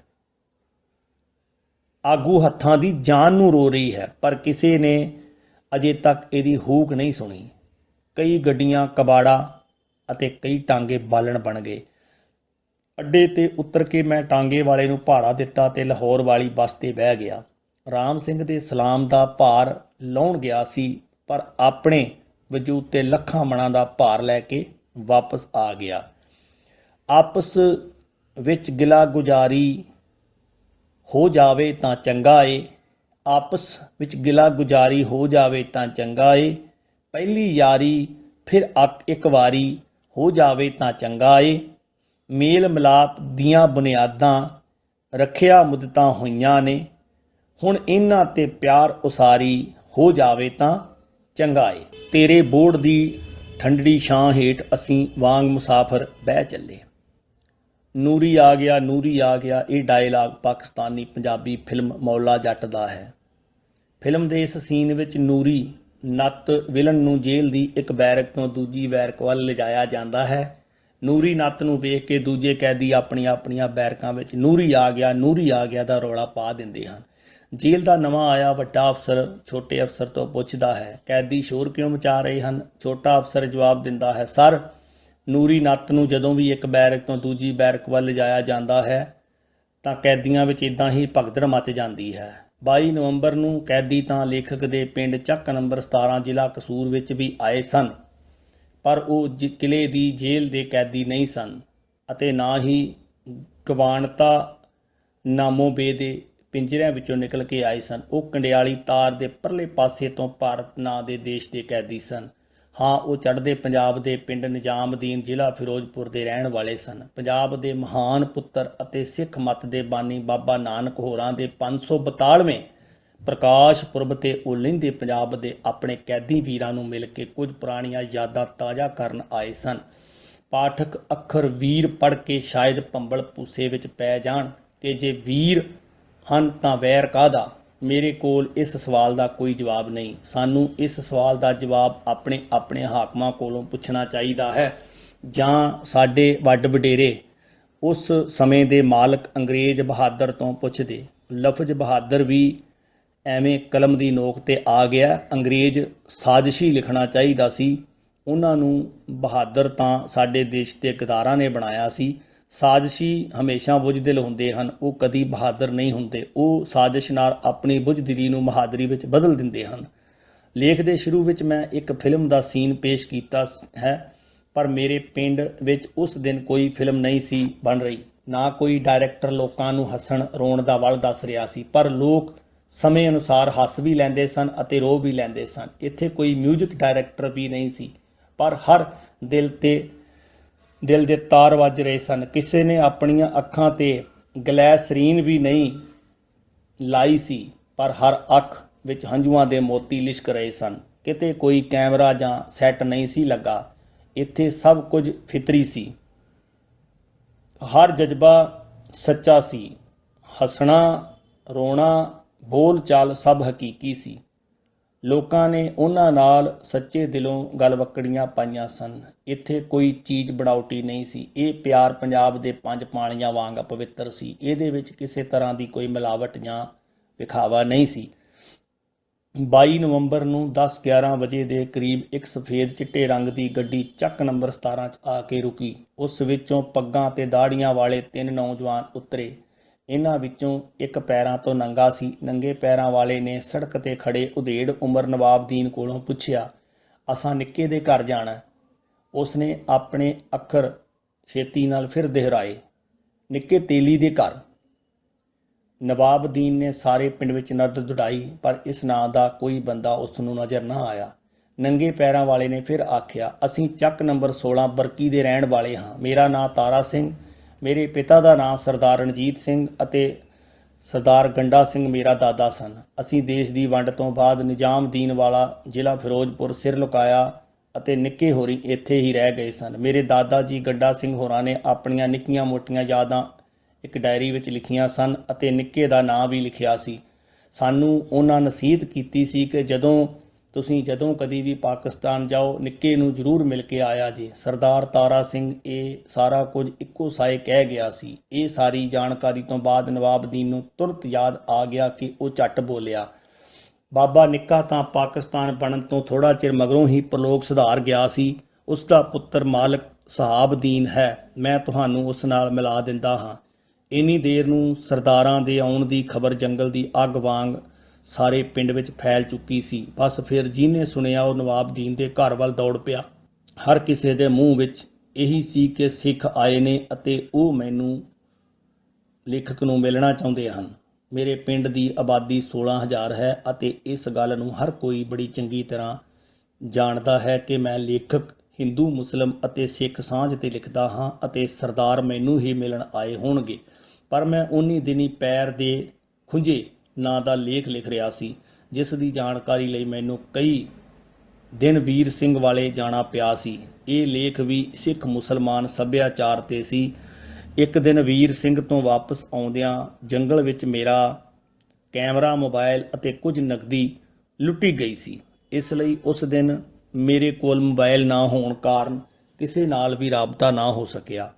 ਹਾਲਾਂਕਿ ਪਿੰਡ ਵਿੱਚ 100 ਦੇ ਲਗਭਗ ਬੰਦਿਆਂ ਕੋਲ ਮੇਰਾ ਮੋਬਾਈਲ ਨੰਬਰ ਹੈ। ਉਹਨਾਂ ਸਾਰਿਆਂ ਨੇ ਮੇਰਾ ਨੰਬਰ ਲਾਇਆ ਪਰ ਮੇਰੇ ਨਾਲ ਸੰਪਰਕ ਨਾ ਹੋ ਸਕਿਆ। ਸ਼ਾਮ ਨੂੰ ਜਦੋਂ ਮੈਂ ਵਾਪਸ ਮੁੜਿਆ ਤਾਂ ਜੰਗਲ ਨਿਕਲਦਿਆਂ ਹੀ ਮੈਨੂੰ ਨਿਜ਼ਾਮਦੀਨ ਲੋਹਾਰ ਮਿਲਿਆ। ਉਹ ਆਖਣ ਲੱਗਾ, ਅੱਜ ਕਿੱਥੇ ਗਏ ਸੋ? ਸਾਰਾ ਪਿੰਡ ਤੁਹਾਨੂੰ ਲੱਭਣ 'ਤੇ ਸੀ, ਪਰ ਕਿਤੋਂ ਤੁਹਾਡੀ ਉੱਗ ਸੁੱਗ ਨਾ ਮਿਲੀ। ਮੈਂ ਪੁੱਛਿਆ, ਸੁੱਖ ਤਾਂ ਹੈ ਸੀ, ਜਿਹੜਾ ਸਾਰਾ ਪਿੰਡ ਮੈਨੂੰ ਭਾਲਣ ਨਿਕਲ ਪਿਆ ਸੀ। ਨਿਜ਼ਾਮਦੀਨ ਕਹਿੰਦਾ, ਨਿਜ਼ਾਮਦੀਨ ਵਾਲੇ ਜ਼ਿਲ੍ਹਾ ਫਿਰੋਜ਼ਪੁਰ ਭਾਰਤ ਤੋਂ ਤੁਹਾਨੂੰ ਮਿਲਣ ਆਏ ਸਰਦਾਰ ਸੀ ਸਨ ਉਹ, ਪਰ ਤੁਸੀਂ ਮਿਲੇ ਹੀ ਨਾ। ਭਾਵੇਂ ਉਹ ਮੈਨੂੰ ਮਿਲਣ ਨਹੀਂ ਸਨ ਆਏ, ਪਰ ਉਹਨਾਂ ਨੂੰ ਨਾ ਮਿਲਣ ਦਾ ਮੈਨੂੰ ਬੜਾ ਹੀ ਅਫਸੋਸ ਹੋਇਆ। ਕਈ ਦਿਨ ਤੱਕ ਮੇਰਾ ਚਿੱਤ ਨਾ ਲੱਗਾ। ਬਾਰ-ਬਾਰ ਦਿਲ 'ਚ ਉਹ ਆਉਂਦਾ ਕਿ ਜੇ ਅੱਜ ਵੀਰ ਸਿੰਘ ਵਾਲੇ ਨਾ ਜਾਂਦਾ ਤਾਂ ਕੀ ਸੀ। ਫਿਰ ਇਹ ਆਖ ਕੇ ਦਿਲ ਨੂੰ ਸੁਝਾ ਲੈਂਦਾ ਕਿ ਕਿਸਮਤ ਵਿੱਚ ਮੁਲਾਕਾਤ ਨਹੀਂ ਸੀ, ਕਿੱਦਾਂ ਨਾ ਜਾਂਦਾ। ਨਿਜ਼ਾਮਦੀਨ ਤੋਂ ਲੈ ਕੇ ਘਰ ਦੇ ਬੂਹੇ ਤੱਕ ਹਰ ਮਿਲਣ ਵਾਲੇ ਨੇ ਮੈਨੂੰ ਰੋਕ-ਰੋਕ ਕੇ ਸਰਦਾਰਾਂ ਦੇ ਆਉਣ ਬਾਰੇ ਦੱਸਿਆ। ਘਰ ਪਹੁੰਚਿਆ ਤਾਂ ਬੱਚੇ ਆਖਣ ਲੱਗੇ, ਅੱਬੂ ਜੀ ਅੱਜ ਤਾਂ ਖੌਰੇ ਕਿੰਨੇ ਕੁ ਲੋਕ ਤੁਹਾਨੂੰ ਪੁੱਛਣ ਆਏ ਸਨ। ਇੰਜ ਲੱਗਦਾ ਸੀ ਜਿਵੇਂ ਸਾਰੇ ਪਿੰਡ ਨੂੰ ਸਾਡਾ ਬੂਹਾ ਖੜਕਾਉਣ ਤੋਂ ਇਲਾਵਾ ਕੋਈ ਹੋਰ ਕੰਮ ਹੀ ਨਹੀਂ ਸੀ। ਮੇਰੇ ਮਿੱਤਰ ਕਈ ਦਿਨ ਤੱਕ ਮੇਰੀ ਲਾਹ-ਪਾਹ ਕਰਦੇ ਰਹੇ। ਅਖੇ ਤੂੰ ਅਜੀਬ ਬੰਦਾ ਏ, ਮੋਬਾਈਲ ਵੀ ਬੰਦ ਕਰ ਛੱਡਣਾ, ਇਹਨੂੰ ਕਾਹਦੇ ਵਾਸਤੇ ਰੱਖਿਆ ਈ? ਪਰਾਂ ਅੱਗ ਲਾ ਸੂ। ਇਹ ਗੱਲ ਤਾਂ ਮੈਂ ਕਿਸੇ ਨੂੰ ਦੱਸੀ ਹੀ ਨਹੀਂ ਸੀ ਕਿ ਜਿਹੜਾ ਮੋਬਾਈਲ ਕੁਝ ਦਿਨ ਪਹਿਲਾਂ ਮੇਰਾ ਸੀ, ਹੁਣ ਉਹ ਕਿਸੇ ਹੋਰ ਦਾ ਹੋ ਚੁੱਕਾ। ਠੀਕ ਉਸੇ ਤਰ੍ਹਾਂ ਜਿੱਦਾਂ ਵੰਡ ਤੋਂ ਪਹਿਲਾਂ ਵੀਰ ਸਿੰਘ ਵਾਲੇ ਦੀਆਂ 3 ਮੰਜ਼ਿਲਾਂ ਹਵੇਲੀ ਕਿਸੇ ਹੋਰ ਦੀਆਂ ਸਨ। ਕੱਲ੍ਹ ਤੱਕ ਵੀਰ ਸਿੰਘ ਦੀ ਜ਼ਮੀਨ ਦਾ ਮਾਲਕ ਕੋਈ ਹੋਰ ਸੀ, ਅੱਜ ਉਸ 'ਤੇ ਹੋਰਾਂ ਦਾ ਕਬਜ਼ਾ ਹੈ। ਪੰਜਾਬੀਆਂ ਨਾਲ ਤਕਦੀਰ ਨੇ ਹੱਥ ਵਿਖਾਇਆ ਹੈ ਜਾਂ ਆਗੂਆਂ ਨੇ। ਇਹਦਾ ਫੈਸਲਾ ਕਰਦਿਆਂ ਸ਼ਾਇਦ ਅਜੇ ਸਮਾਂ ਲੱਗੇਗਾ, ਪਰ ਮੇਰੀ ਗਲਤੀ ਨੂੰ ਪਿੰਡ ਵਾਲਿਆਂ ਹੱਥੋਂ ਹੱਥ ਲਿਆ ਸੀ। ਰਾਤ ਨੂੰ ਮੇਰੇ ਮਾਮੇ ਦਾ ਪੁੱਤਰ ਚੌਧਰੀ ਮੁਹੰਮਦ ਸਾਦਕ ਮਿਲਿਆ। ਉਹਨੇ ਵੀ ਮੇਰੀ ਕਾਫੀ ਲਾਹ-ਫਾਹ ਕੀਤੀ। ਕਹਿੰਦਾ, ਤੂੰ ਮੋਬਾਈਲ ਬੰਦ ਕਰਕੇ ਜਿੱਧਰ ਜੀ ਚਾਹੇ ਮੂੰਹ ਚੱਕ ਕੇ ਤੁਰ ਪੈਣਾ, ਘੱਟੋ ਘੱਟ ਫੋਨ ਤਾਂ ਖੁੱਲ੍ਹਾ ਰੱਖ ਲਿਆ ਕਰ। ਮੈਂ ਸਾਰਿਆਂ ਦੀਆਂ ਸੁਣ ਕੇ ਢਿੱਡ 'ਚ ਪਾ ਲਈਆਂ ਅਤੇ ਡਕੈਤੀ ਦੀ ਘਟਨਾ ਲੁਕਾਈ ਰੱਖੀ ਕਿ ਲੋਕ ਮਜ਼ਾਕ ਕਰਨਗੇ। ਮੈਨੂੰ ਤਾਂ ਲੋਕ ਪਹਿਲਾਂ ਹੀ ਕਹਿੰਦੇ ਸੀ ਇਸ ਨੂੰ ਸਿੱਖ ਫੋਬੀਆ ਹੋ ਗਿਆ ਹੈ। ਪਿੰਡ ਵਾਲੇ ਦੱਸਦੇ ਸਨ ਕਿ ਵੇਖਦਿਆਂ ਹੀ ਵੇਖਦਿਆਂ ਚੰਦ ਮਿੰਟਾਂ ਵਿੱਚ ਨਵਾਬਦੀਨ ਦੇ ਘਰ ਅੱਗੇ ਮੇਲਾ ਲੱਗ ਗਿਆ। ਲੋਕ ਗਲਵੱਕੜੀਆਂ ਪਾ ਕੇ ਅਤੇ ਕਲਾਵੇ ਕੱਤ ਕੇ ਕੰਡਿਆਲੀ ਤਾਰ ਦੇ ਪਾਰੋਂ ਆਉਣ ਵਾਲਿਆਂ ਨੂੰ ਮਿਲ ਰਹੇ ਸਨ। ਨੌਜਵਾਨਾਂ ਨੇ ਇਸ ਤੋਂ ਪਹਿਲਾਂ ਸਰਦਾਰਾਂ ਨੂੰ ਕਿਸੇ ਟੀਵੀ ਜਾਂ ਸਿਨੇਮੇ ਦੀ ਸਕਰੀਨ 'ਤੇ ਵੇਖਿਆ ਹੋਣਾ, ਪਰ ਅੱਜ ਉਹਨਾਂ ਦੇ ਪਿੰਡ ਵਿੱਚ ਸਰਦਾਰ ਉਹਨਾਂ ਦੇ ਸਾਹਮਣੇ ਖੜੇ ਸਨ। ਕਈ ਨੌਜਵਾਨਾਂ ਨੇ ਤਾਂ ਅੱਖਾਂ ਮਲ ਕੇ ਵੇਖ ਰਹੇ ਸਨ ਕਿ ਕਿਤੇ ਇਹ ਸੁਪਨਾ ਤਾਂ ਨਹੀਂ। ਕਈ ਬਾਬੇ ਆਪਣੇ ਨਾਲ ਹੋਣ ਵਾਲੀਆਂ ਖੇਡਾਂ ਤੋਂ ਅੱਖਾਂ ਮਲ ਰਹੇ ਸਨ ਅਤੇ ਸੋਚ ਰਹੇ ਸਨ ਕਿ ਹੋਣਾ ਕੀ ਸੀ ਤੇ ਕੀ ਹੋ ਗਿਆ। ਉਹ ਸੋਚ ਰਹੇ ਸਨ ਕਿ ਅਸੀਂ ਤਾਂ ਗੋਰਿਆਂ ਨੂੰ ਆਪਣੇ ਦੇਸ਼ 'ਚੋਂ ਕੱਢਣ ਤੁਰੇ ਸਾਂ, ਪਰ ਉਹ ਜਾਂਦੇ ਜਾਂਦੇ ਸਾਨੂੰ ਹੀ ਆਪਣੇ ਦੇਸ਼ ਤੋਂ ਦੇਸ਼ ਨਿਕਾਲਾ ਦੇ ਗਏ। ਨਵਾਬਦੀਨ ਜਦੋਂ ਨੰਗੇ ਪੈਰਾਂ ਵਾਲੇ ਨੌਜਵਾਨ ਸਰਦਾਰ ਤਾਰਾ ਸਿੰਘ ਅਤੇ ਉਸ ਦੇ ਦੋਹਾਂ ਸਾਥੀਆਂ ਨੂੰ ਲੈ ਕੇ ਮਾਲਕ ਸ਼ਹਾਬਦੀਨ ਦੇ ਘਰਾਂ ਵੱਲ ਤੁਰਿਆ ਤਾਂ ਇੰਜ ਲੱਗਦਾ ਸੀ ਜਿਵੇਂ ਕਿਸੇ ਬਹੁਤ ਵੱਡੀ ਸਿਆਸੀ ਪਾਰਟੀ ਦਾ ਜਲੂਸ ਆ ਰਿਹਾ ਹੈ। ਨਿਆਣੇ ਅੱਗੇ ਪਿੱਛੇ ਸੱਜੇ ਖੱਬੇ ਦੌੜ ਰਹੇ ਸਨ ਅਤੇ ਵੱਡਿਆਂ ਵਿੱਚੋਂ ਲੰਘ ਕੇ ਸਰਦਾਰਾਂ ਦੇ ਦਰਸ਼ਨ ਕਰਕੇ ਖੁਸ਼ ਹੋ ਰਹੇ ਸਨ। ਸ਼ਹਾਬਦੀਨ ਦੇ ਘਰ ਪਹੁੰਚਦਿਆਂ ਤੱਕ ਇੰਜ ਲੱਗਾ ਜਿਵੇਂ ਸਾਰਾ ਪਿੰਡ ਇਕੱਠਾ ਹੋ ਗਿਆ। ਔਰਤਾਂ ਮਕਾਨਾਂ ਦੀਆਂ ਛੱਤਾਂ 'ਤੇ ਚੜ੍ਹ ਗਈਆਂ ਕਿ ਇਸ ਮੰਜ਼ਰ ਦੀ ਅਕਸ਼ਬੰਦੀ ਕਰ ਰਹੀਆਂ ਸਨ। ਵੱਡੀਆਂ ਮਾਈਆਂ ਦੋਹਾਂ ਹੱਥਾਂ ਨਾਲ ਸਰਦਾਰਾਂ ਦੇ ਸਿਰਾਂ 'ਤੇ ਦੋਵੇਂ ਹੱਥੀਂ ਪਿਆਰ ਦੇ ਕੇ ਉਹਨਾਂ ਦੇ ਮੱਥੇ ਚੁੰਮ ਰਹੀਆਂ ਸਨ। ਮੈਨੂੰ ਇਸ ਸਮੇਂ ਮੁਹੰਮਦ ਰਫੀ ਹੋਰਾਂ ਦਾ ਇੱਕ ਗੀਤ ਯਾਦ ਆ ਗਿਆ। गाँव सारा उमड़ पड़ा, गाँव सारा उमड़ पड़ा, ठुमक उठे चरण चरण, ढोलकें ठोंक उठी बहक उठे नैन नैन, शोर मच गया कि लो चली दुल्हन, हम भी उचान से दूर के मकान से पालकी लीचे हुए कहार देखते रहे।